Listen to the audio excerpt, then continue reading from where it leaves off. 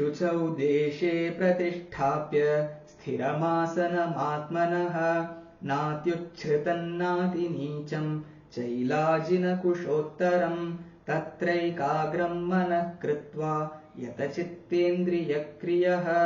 उपविश्यासने युञ्ज्यात् योगमात्मविशुद्धये समङ्काय शिरोग्रीवम् धारयन्नचलम् स्थिरः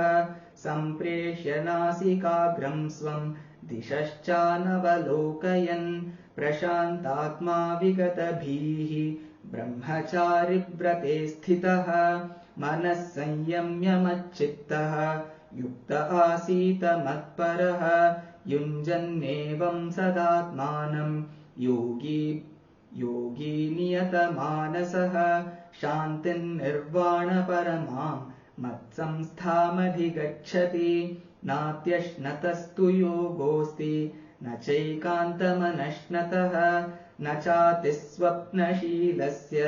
जाग्रतो नैव चार्जुन युक्ताहारविहारस्य युक्तचेष्टस्य कर्मसु